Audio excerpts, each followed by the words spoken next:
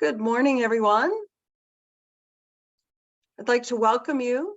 My name is Lori Berman. I'm Vice President of Membership and Development for the Small Business Association of Michigan.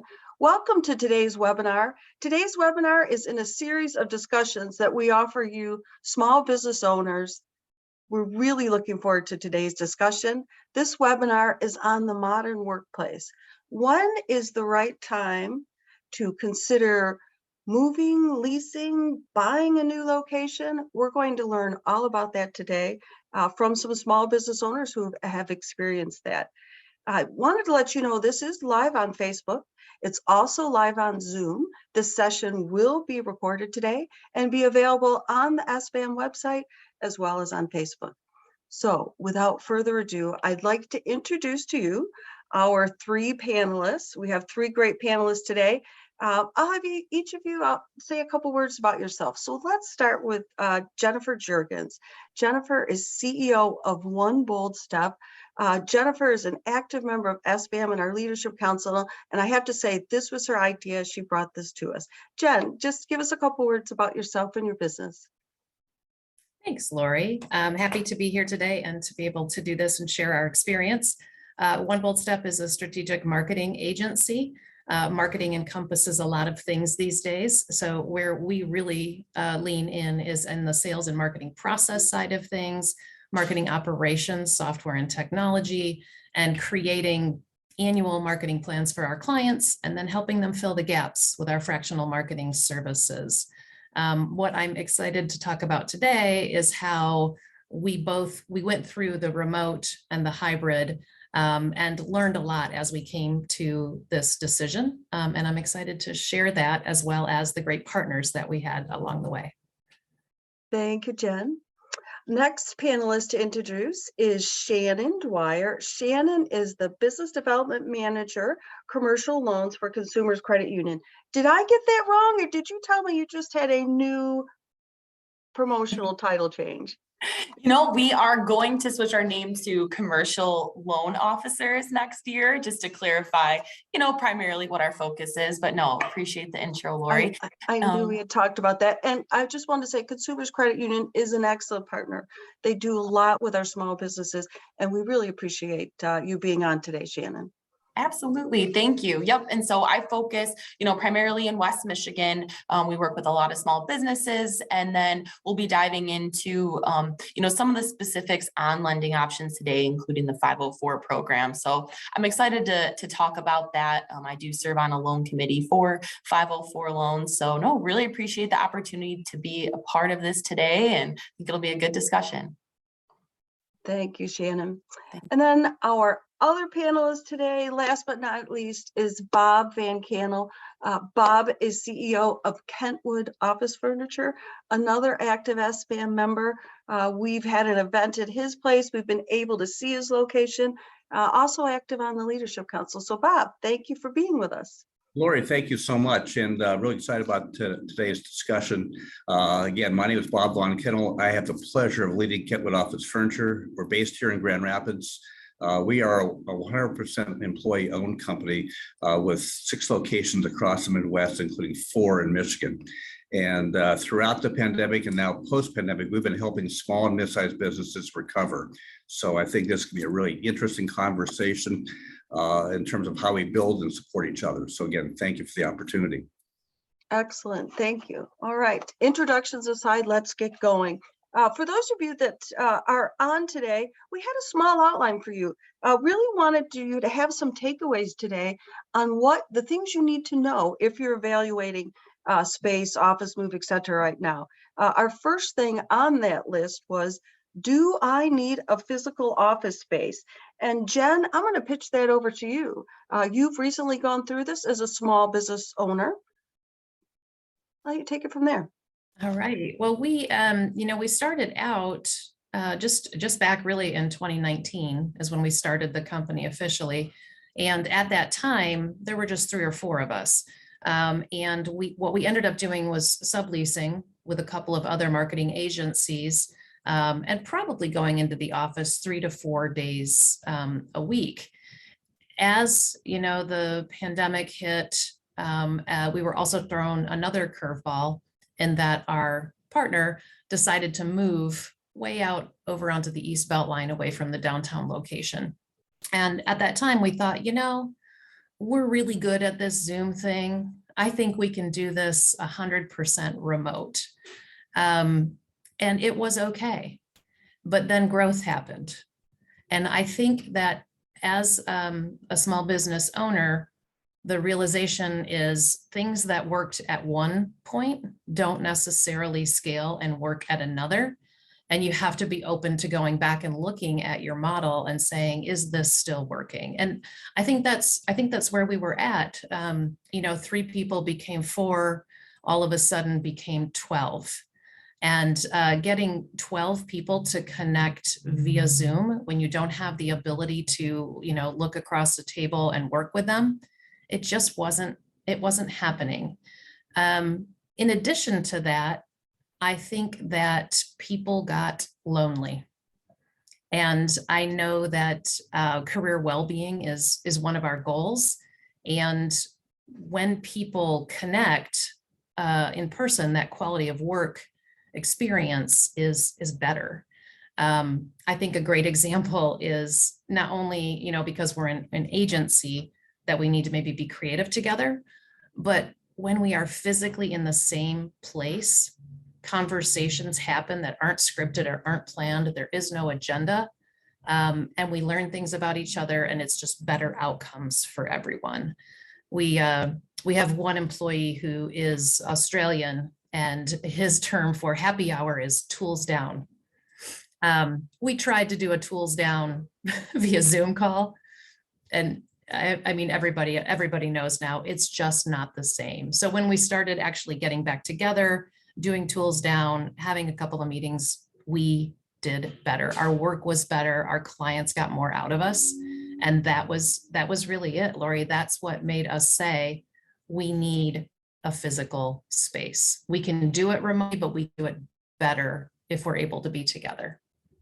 It makes perfect sense. I have to say, I thrive up being around my comrades, and it is really nice when we're back in the office together. I do appreciate that. So along that line, Bob and Shannon, I'm going to ask you, what are you seeing in terms of trends? What are the trends that you are seeing? We've heard what Jen is experiencing. What kind of trends? Anything out there?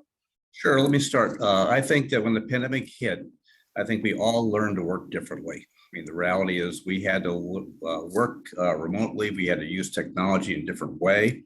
And I think that was a really good thing for many organizations. With that being said, as the economy's recovered and the pandemic has begun to slow down, people do desire to come back to work. And they want to come back to work in a way that is both social, but also productive, that's safe and also interactive. So we've worked with hundreds of clients over the last 12 months, really helping to redesign space to really welcome them back in a way that's safe, but also productive and engaging. So people are investing from that perspective. With that being said, I also say that people are also looking to reduce space. So as people work now in a more hybrid way, both from other places, but also from work, people are looking at space in terms of how it becomes most flexible and how it really accommodates their ability to scale up and scale down as their business change. Yep. Shannon, you seen anything out there? Yeah, and I'll chime in. I mean, we're definitely seeing the movement back to collaborative in-person workspaces. I think it's important. Employers are focusing on accessibility and really finding ways to bring the right people together to do effective work. I would say West Michigan, I mean, there is a lack of inventory, and some of the office spaces out there may not be plug and play. I would say recent projects that I've been a part of involve some level of renovations and modernization. I'm sure Jen can speak to that, with her own project, but, know that there are tools out there to do that. I mean, if you're a small business owner, if you are leasing or buying, a lot of those renovation pieces can be built into your project. Great. Bob, let's get back to that physical space issue. Is physical space necessary for your company to grow? I think every company is different, but from my perspective, I mean, physical space is also about community and it's about culture. So I think that as we look at organizations growing and trying to improve, I think having a physical space that really supports and builds a culture of organization is extremely important. The reality is that we all have multiple generations of work. So again, I think the chance to bring those generations together in a way that promotes that culture and supports each other is probably more important now than it's ever been. And I think especially true for small and mid-sized business. It's interesting. So with the pandemic, we really clearly saw that small and mid-sized businesses were the first ones to come back to the office, largely because they had to. They didn't have necessarily the resources or the redundancies that maybe larger companies had. And again, they were looking for ways of being practical and pragmatic. So I think that's a trend we've really seen really across the state of Michigan, especially in the non-urban markets where, again, people did want to come back to work and work in a different way. Yeah, that makes sense. I can see how it circles back to Jen's experience of culture too. It's a cycle. Jen, you have talked a little bit about employee surveys and surveying employees, understanding what their point of view is. I know you've done that. Did the majority of the employees agree with what you were looking at? Yeah, so I started down this path with my business partner, Adam Clark, and we were like, well, of course, everybody wants an office. And we were just, full steam ahead. And then talking about it with the team, we heard a little bit maybe of, trepidation. And I thought, wait a minute, why didn't we ask them? We're not here to give them necessarily everything they want, but why wouldn't we go and see what would make it great for them? And we really got some great feedback on that. Now, I'm not going to say we did everything. The popcorn machine was a hard no. I wasn't going to clean that. And all I could think about was the smell. But, instead of having maybe a traditional office, we learned that, everybody wanted maybe an area of their own where they could work if they needed, but they also wanted maybe some breakouts where 2 or 3 of them could get together in a quiet place. But also with our culture, we created an entire area that we're calling the family room. It's couches, it's soft seating, it's blankets and pillows. The idea is, right, we can take our work anywhere, sit on the couch, and get it done. But it's a place that they want to come to because it is as comfortable as home. But their coworkers are also there. So it's really a mixed use space. I'll take it even farther. There is an open kitchen because, when you're at home and you have everybody together, where do they all hang out? The kitchen. So we have that kind of coming out into the workspace, but, it's also got a bathroom with a shower and bicycles hanging in the front rack so that people can get downtown easily to grab lunch or whatever, or go for a run. It's just, we thought of it quite differently, I think, than I would have probably a year or 2 ago. Excellent, really good information. I would have to say, as an organization, the Small Business Association is really going through the same thing.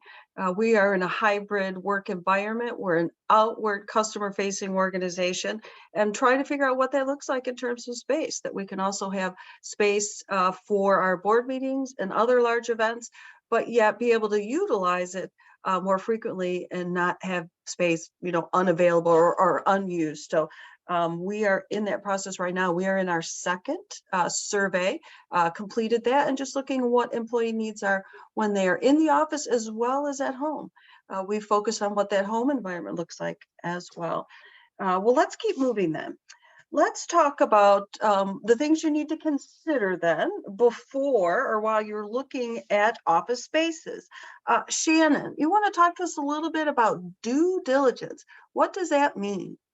Yeah, absolutely. So, including due diligence, but I think one important first step is just knowing your budget. You know, what are the monthly payments that your company can afford? We see in some circumstances where buying, you may be paying a similar monthly payment to leasing. So looking at that impact, and what down payment do you have set aside for a purchase? Will that be sufficient? I think it's good to talk to a commercial lender early on into the process to know what you qualify for, or what you need to get, you know, at what point you need to get to in order to qualify, and make sure they talk through various programs with you. I think, you know, a piece on the lending side is getting a soft proposal letter. So when you're going out into the market and trying to make those offers, that can really help with the negotiation process, and just really having all your people lined up. So I know we'll speak to this more later, but, you know, being represented, having that broker, do you work with an attorney that can help review, draft different real estate documents? Are you talking to an environmental firm? Because leading into the due diligence piece, depending on the areas that you're looking at, you may be in a brownfield redevelopment zone. There may be some past issues with the property that will require some additional due diligence. So I think it's lining up all the right people and partners early on into the process. Another piece, as we discussed, a lot of these projects involve some level of renovation. So building that into your budget, are you talking to a construction company, or do you have a couple lined up that could really come in and do a walkthrough to see, like, is this a feasible project? You know, depending on the space, sometimes you think you're getting into something that doesn't exactly pan out. So just really making sure that early on you have those right people and partners in place. Yeah. Sounds like very good advice. I believe the words brownfield redevelopment probably piqued Jennifer's interest. Jennifer. Yeah, so, you know, in addition to hearing about the federal SBA program, which is the 504 loan process, which Shannon can talk to in detail, but, you know, basically it changes the commercial loan structure quite a bit, making it, I think, a lot more affordable for small businesses to actually look into acquiring space. But in addition to that, that I could find, there is no single source for all of the other opportunities that you might have as a small business. So what we did is we went and we looked at, okay, we're in the city of Grand Rapids. What does the city of Grand Rapids have on their website in the, you know, planning department? What does the state have? And we happened to find that the city of Grand Rapids had certain older industrial neighborhoods identified as opportunity for brownfield redevelopment. Now, brownfield doesn't mean that it's contaminated. Brownfield means that it might be, we don't know. But what that does is it puts an additional step on getting financing, in that you have to go through environmental testing to prove that what you are purchasing hasn't been contaminated in some way, shape, or form. What this grant enabled us to do, though, is to have all of that testing done, and then the city reimbursed us for 50% of those fees. So my recommendation is, if you are looking at certain buildings, get out and look at the survey, find out where that parcel is located, and just start asking around, because this was a huge help in the overall process to getting this. And there were, you know, there were crazy things that came up, like during COVID, the test tubes that the testing firm used were contaminated, which ended up coming out in our report. But then we had to come back, you know, and work through it, that it wasn't our soil, it was the test tube. So these things took longer and they were more expensive than what I had planned on. But because we were partnered with the city and had this grant, it was okay. Like, I'm really glad that we did that extra due diligence and had that partner with us, because you don't know what you're going to find when you go through these things. This due diligence piece really is good advice. And there are other resources out there, other disadvantaged zones that might be some other grant funding, et cetera. So definitely take advantage of that. Due diligence, I think I heard a story, Jen, that you visited an office property that had a well in the basement. Was that correct? This, yeah, so I was going to talk a little bit to this later, but Shannon, you brought it up, having a solid commercial real estate broker. We went with Chris Atwater here in town, and I don't know what we would have done without him, because he lined up the properties. He goes in there with a completely unbiased eye, when you're looking at these things. But we let him on a bit of a chase, I think, with, oh, this looks interesting, but maybe that looks interesting.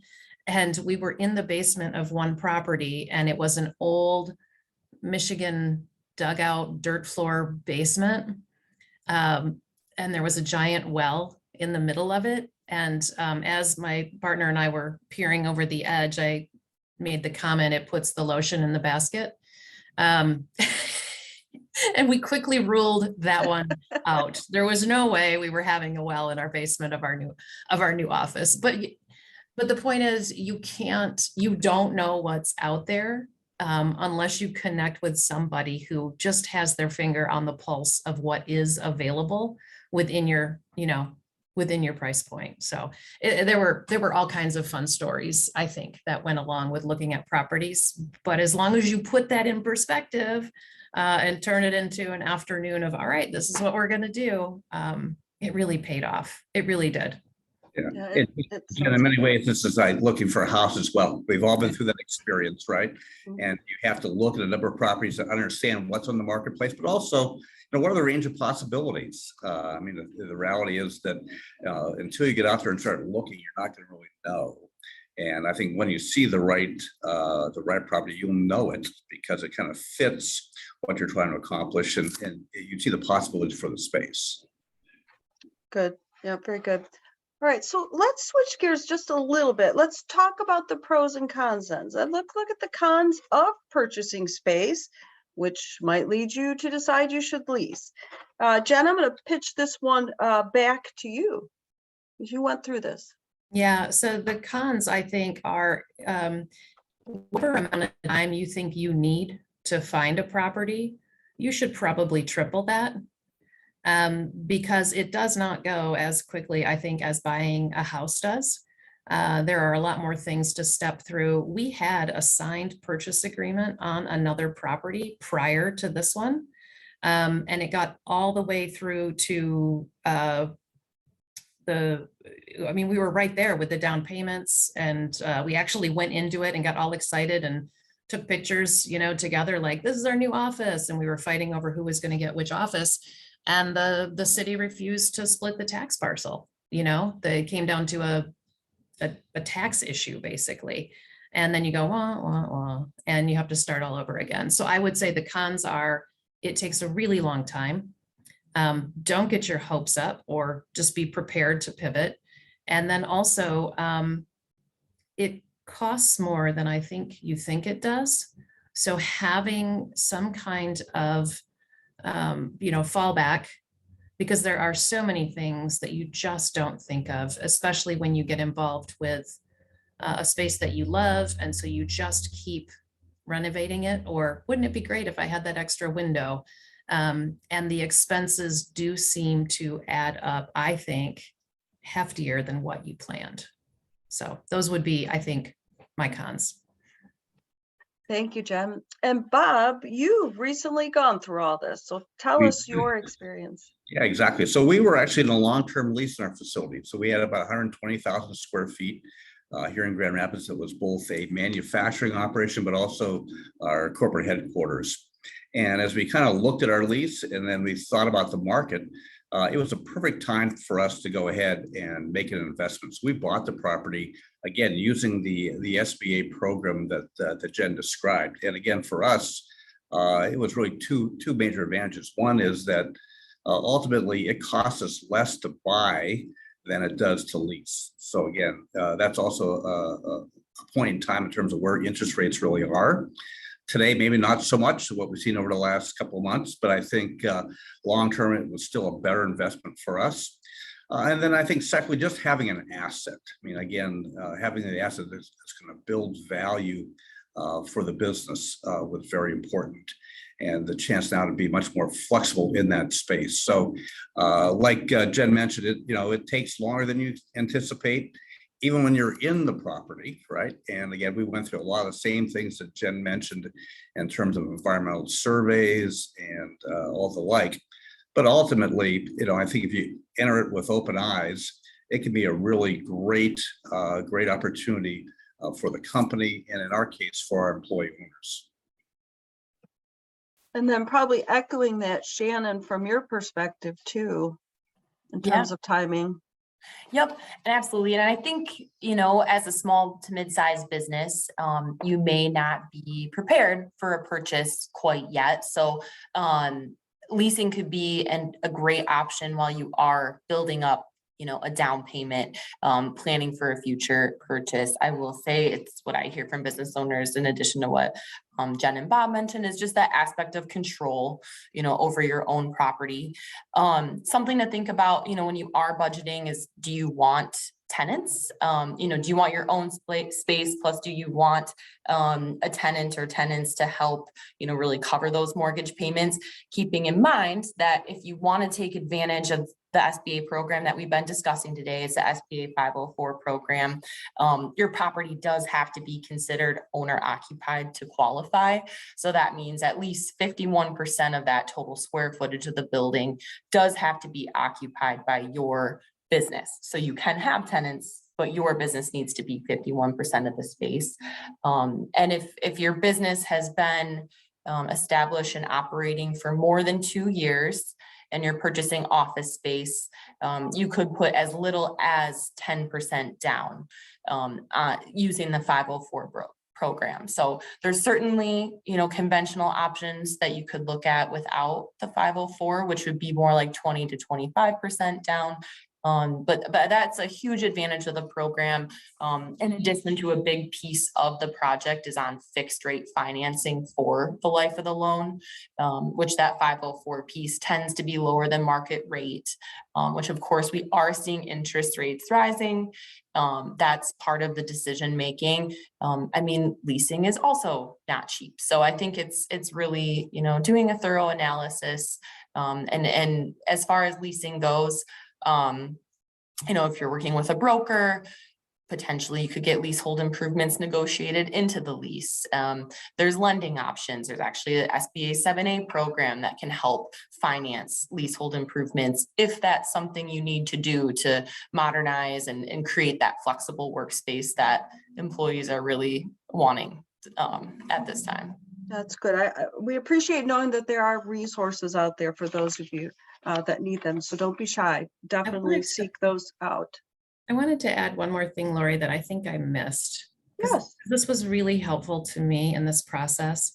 I'm a list maker, a whiteboarder. And what I think is important is that as the owner of a small business, you have to do an honest assessment of your skill set when you go into something like this. I was very comfortable with, all right, I'll set up a new entity that will own the real estate. I was actually really comfortable and enjoyed, Bob will laugh at this, the finances where you figure out, okay, putting the rent over here and the leasehold improvements over here between these two entities, what's the biggest and best tax advantage for my small business? I was really comfortable there. And my husband is, a commercial construction expert. So even on that portion, on the renovations, then I had the whole other side of the list. I can't do pretty. I don't know what matches. I don't know how to lay things out. And then finding partners like the partnership we have with Kentwood, where their designers, came in. I said, please just only give me 3 color options. I can't handle it. But everybody's list is going to be different. And if you're honest with yourself and really look at your shortcomings and line up with good partners, it makes all the difference in the world. It's funny how I guess everybody's overwhelmed by something different, right? I was overwhelmed by design and space and all of that. So Excellent advice as a small business owner. Seek those that can assist you. Obviously you are a prime example, panelist today, of how your network has helped you achieve and accomplish the things you need to be doing as a small business owner. Very important. Great advice. I like that. Okay, the next one. If we had a crystal ball, then we wouldn't fret about this question. But because we don't have a crystal ball, how do we know that the space we're going to purchase or rent is going to last to the future? Is this assigning a 10-year lease or a 5-year lease, or you're making that purchase? How do I know this is going to last? Jen, what did you use to evaluate that question? Well, we run EOS for our strategic planning. And one of the things that EOS has you do is a 1-year plan, a 3-year plan, and a 10-year plan. Adam and I did think it was kind of funny that our 3-year plan had us in a quote cool office with a shower so Adam could go out for a run at lunch. And that actually came true, almost right on schedule. But I think stepping back and doing that 3-year look and that 10-year look is really important so that you don't end up in a space that you're going to outgrow very quickly. We actually purchased something, I think, a little bit bigger than what we needed intentionally so that we could grow into it. But then again, we don't have aspirations of being, 100 people ever. So planning ahead, having a plan, I think is one of the best things that you can do. And Bob, you've been through this as well. Tell us about the design and flexibility that you had to have in your project. Sure. I mean, I think just to echo Jen's comments, I mean, again, I think that having a plan is essential. And again, from my perspective, I can see a year, I can see maybe 2 years or 3 years, but when I get beyond that, it gets really murky. So I think that when you look at space and you look at environments, you got to really think about flexibility. So how do I have enough space for potential growth? At the same time, how do we make sure that what we're designing within the space really supports change? The one thing we know that's going to be constant for all of us is change. So how do we think about how people work, where they work, how adjustable is the space that allows us to reconfigure on the fly?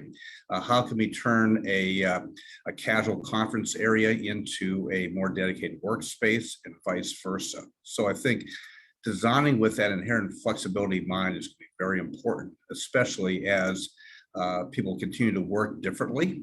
Again, as we mentioned earlier, the pandemic really taught us that we can work remotely, we can work in person, we can work in cafes. So how do you think about that inherent flexibility and recognizing that everyone works differently?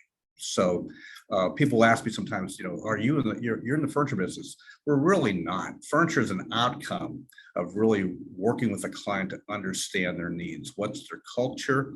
What's their work style? And how do we make whatever we do support their business needs and help accomplish their objectives and satisfy their customers? So I think along those lines, you can be successful. But again, for me, the key word is flexibility. Very good. And Bob, I noticed on your site too, you had some resources too in your blog section about designing for the future. I'll put a couple of them here in the chat, as well as some millennials. I'll put those out there. Shannon, tell us about what you're seeing.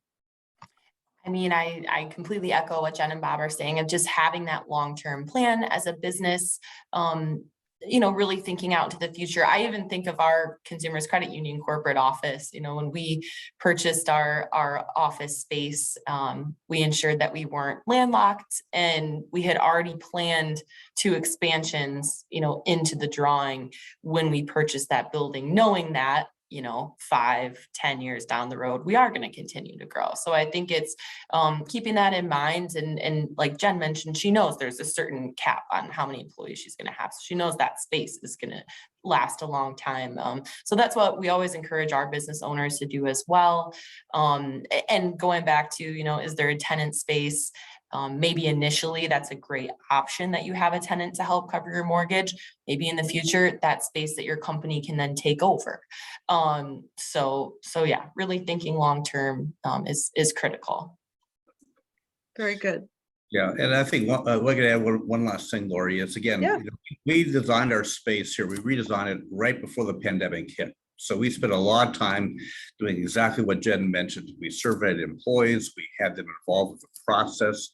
Because ultimately, the more involved the team is, I think the more satisfied everyone's going to be. And again, pandemic hits, and we had to go back and reconfigure again. So in terms of adding more space, shifting things from being public to private, adding safety guards and different ways of working. So again, that inherent flexibility is important. And you always got to recognize you're going to forget something. So laugh, Jenna. So we now have a popcorn maker. So again, that was one of the big ads. They said, "Hey, what's more fun here?" So again, like many people, our kitchen and cafe tends to be one of the most used spaces that we have. It's a place where people gather, not just for lunch or for a quick bite, but again, really a place to commune and come together. And the popcorn machine is now the newest hit. So Who cleans it? Because we know there's not one at Jen's office. no, we have a good program for that, and I smell it every day, so it's always good. Well, it's interesting to hear you say that, Bob. We have had several designs for as we're looking at our new office space, the hybrid space, and the kitchen has been a focus of the designers on that gathering space or huddle space that we might be calling it. I don't know that we have blankets and pillows like you might see in Jennifer's office, but some of the other things that are comfortable working space that would be flexible. So interesting. It all makes sense now.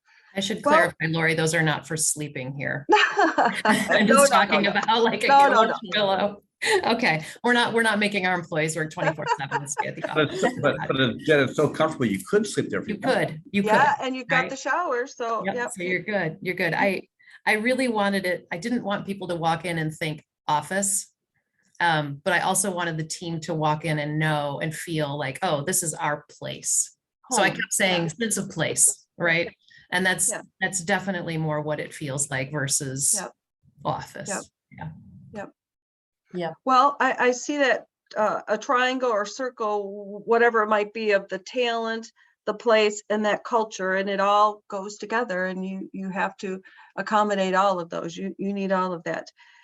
So we've come this far in the project. I've made my decision. I'm going to purchase or I'm going to lease. What are the other resources that should be on my radar that I need? We talked about one earlier, a great broker. Jen, I think you made that comment. Anything else out there? You mentioned that was extremely important to you. Well, I had an existing relationship with our lawyers at Warner, and sort of giving them the heads up that we were looking into this was great, because then when you got these purchase agreements, they were right there to review everything. And then, the same thing with setting it up to lease the space to ourselves. They were able to review all the documentation quickly and make sure that we could move things forward.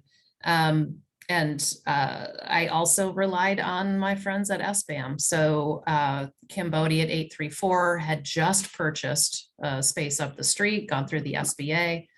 So I talked to her a lot, as well as, bugging the people who work at SBAM for understanding things around these environmental tests and what it meant and how long it might take to get things passed. So the network, I think, is really, really important. And I should throw it out there that I'm available. I think that as small business owners, we need to be able to answer questions honestly and help give direction.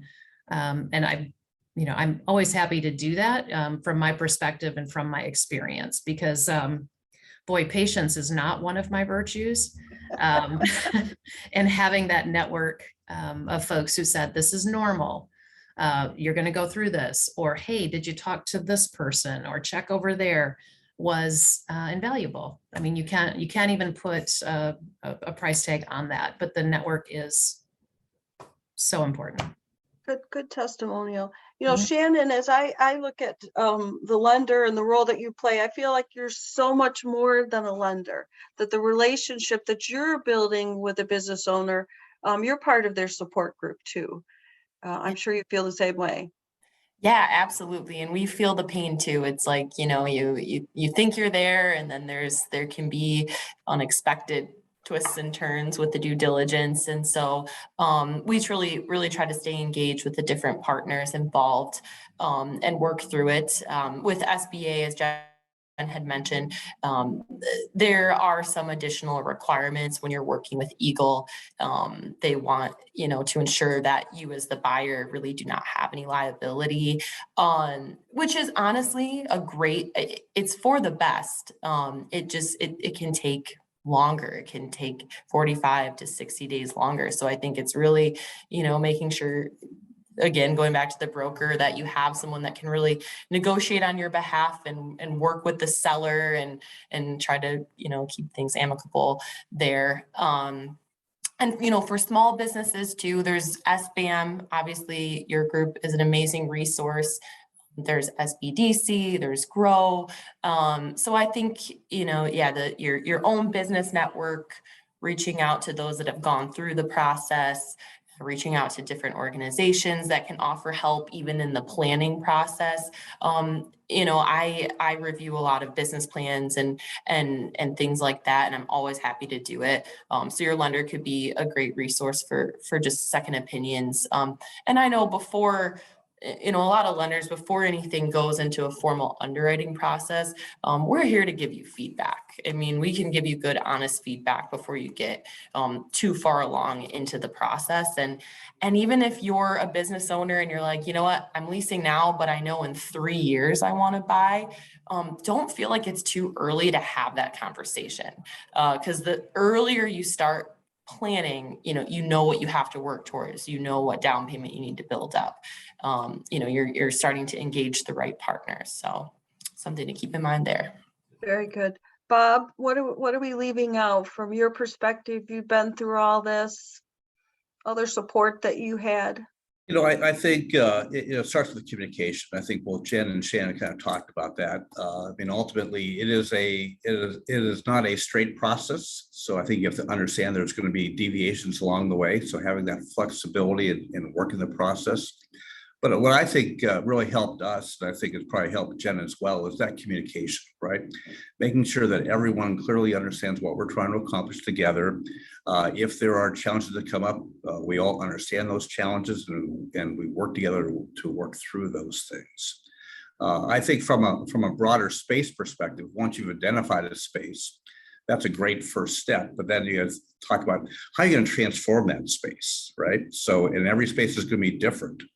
So whether it's finding a qualified small A&D firm to help you visualize that, or in some cases working directly with companies like ours to really fulfill some of those roles, I think it's really important. So again, it's about really providing options and really helping, I think, the owner and the teams understand what are the possibilities, right? Based upon the culture they're trying to create, the number of employees, how they work, what the demographic of those employees really are, because again, each one is very, very different, right? There's no such thing as a cookie cutter design anymore. It's really about that customization. So in many ways, we focus on mass customization really for each and every single project. And, we're a resource. So again, I've really enjoyed, working with the SBAM team and the members, because again, we all have the same source of inspiration to be unique and different and serve our customers. And, I find personally the network is just phenomenal in terms of supporting each other. So again, I would really encourage people to continue to reach out to both SBAM, but also the SBAM members and all the people who support the organization. Yeah, Thank you. that's really a good point. I'm sitting here reflecting right now, Lori. Like the number of times I was like, Shannon, and she's like, I got this, with the loan structures and the tests and everything else. And kind of a funny story, but this is a great example 2 weeks ago, I got an email from Sarah, our designer at Kentwood, and she said she stopped by the office to see how the furniture build out was going, and the electricians were putting their sharp tools on my brand new office furniture. And I needed to stop and make them stop doing that immediately. So like, to your point, Bob, that partnership, when your partner really has your back, like she didn't want to see my new desk get a scratch on it, that's really, that's the kind of team that I think you want when you go down this path, or it's, or it's going to be much harder. Very good advice. Don't go it alone. It takes a village, right? Yep. Excellent. Well, you guys are all prime examples of how to make this work. So thank you so much. I really appreciate being a part of today. If any of our participants have questions, you can put them in the Q&A. Otherwise, I will let each of you maybe a final wrap, and we'll call it. So we'll start in reverse order. Bob, what would you like to say as we close today?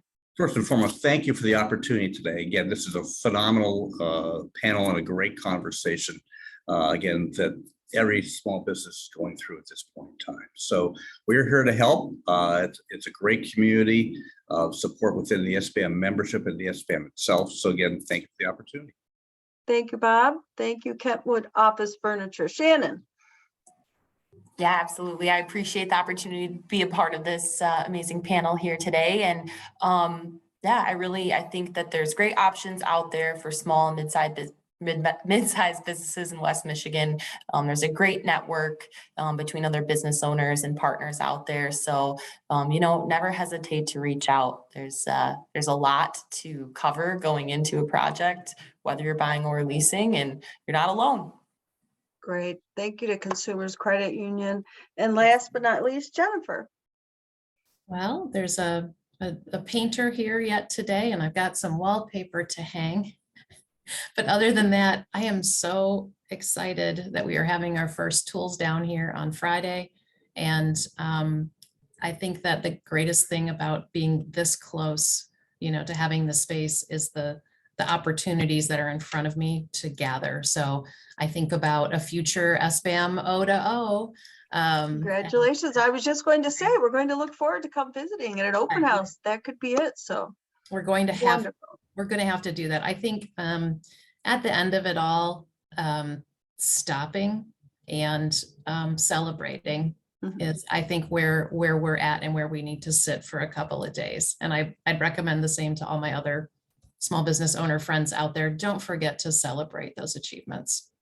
Yep. Oftentimes we don't celebrate enough, right? Right. So, well, very good. Well, thank you to all our viewers today. Thank you for joining us. Thank you to Shannon, Jennifer, and Bob. We appreciate you being with us. All right. Bye now. Bye now. Thank you.